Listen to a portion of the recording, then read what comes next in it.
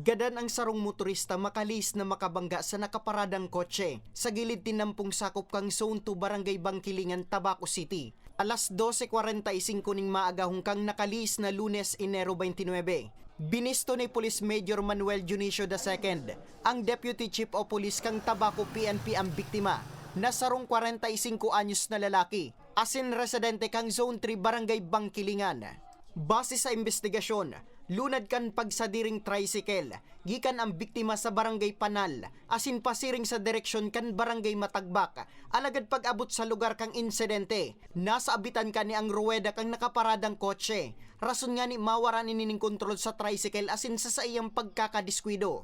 Pigdara pa man ang biktima sa Siga Memorial District Hospital, alagad huli kang sinapo kaning lugad sa payo, dainay ni nakaabot pang buhay. Parang na-sidesweep niya yung isang nakapark na kotse. And right after, siguro na-out of balance siya kasi pag nakasakay ka sa tricycle siya eh. Pag nakasakay ka, relaxing ka lang dyan, relax ka dyan. Baka maano ang kapit niya, might as well, tumilapon siya, ganun.